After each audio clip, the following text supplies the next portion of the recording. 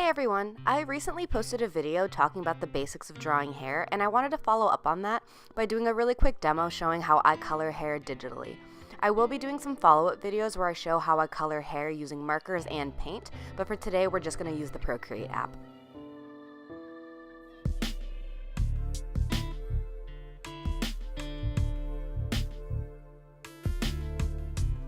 After I outline everything with a dry ink brush, I'm going to switch over to using the gouache brush to do all of my painting.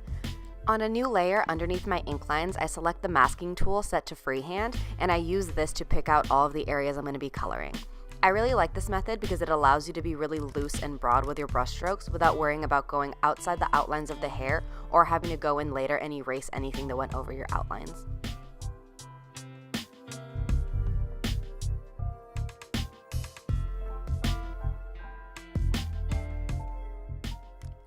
After the whole area is masked off, I'll pick a color to start painting with. For my method of painting, I start with a mid-tone color that I'm going to go all over the entire section with, and then I'll start to slowly build up the shadows and then finish off with the highlights. I like to build up my color slowly because it allows the texture of the brush to show through and it makes it look more interesting. Then, after the base color, I start laying in the shadows. I've mentioned in previous videos that when you're painting, it's really important to pick where your light source is coming from. This way, you're going to know where your highlights are supposed to be and where your shadows are supposed to be. In this particular piece, my light source is coming from the upper right-hand side, which means there's going to be more shadow on the left side of the drawing, particularly underneath the character's face. I usually use 2 or 3 darker shades to paint my shadows because it adds more depth and makes it look more realistic. This is why it's so useful to study things like light and shadow in real life, because you'll start to become familiar with how light and shadow works, and you'll start to notice that in real life there are variations in light and shadow depending on how close things are to a light source and how other parts of the drawing or other parts of the figure may be affecting how the light changes.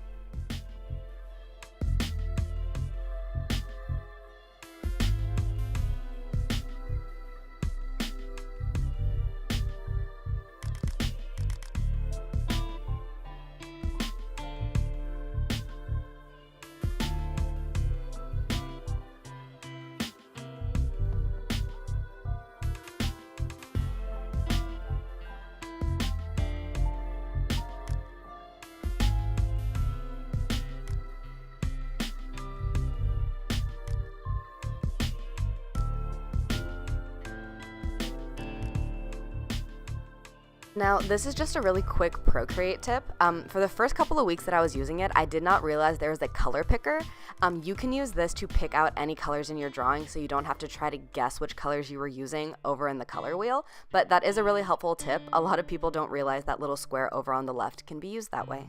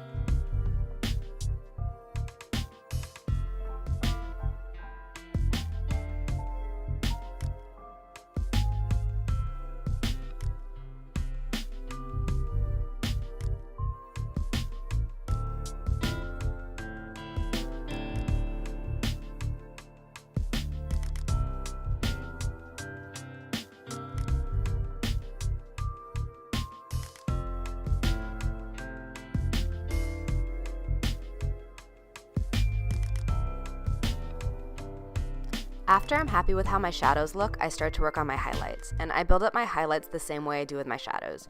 I do use a light shade, but I will add even brighter highlights on top of these at the end just to make it really pop, so don't use your brightest whites right away. It makes it look more natural if you build up the color.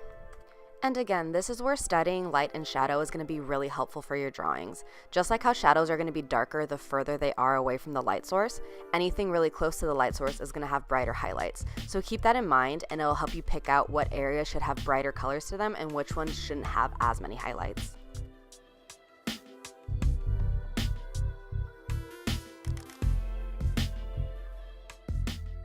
Then I just add my finishing touches and details for the highlights on a new layer. I like to do these highlights on a new layer because if I don't like how they look, I can always erase them without affecting the colors underneath. Now, these final highlights are really stylistic choices. Things like the really strong ring light or the really stark, bright white dots of highlights aren't really realistic, and they aren't something you would necessarily see in real life, especially with this kind of light source, but they are things that I like to use in my drawings because it's a part of my style. So keep in mind that if you don't like how that looks, you definitely don't have to incorporate it. It's always better to experiment with what you like and what you don't like and to use that to help develop your own style than draw something the same as somebody else just for the sake of it.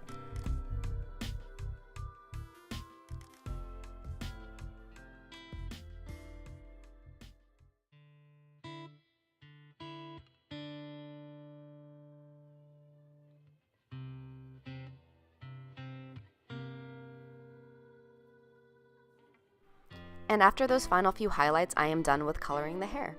I hope this demo was helpful to some of you, especially those of you who are new to Procreate. If you have any additional questions, feel free to leave them down in the comments below, as well as any requests for any future videos.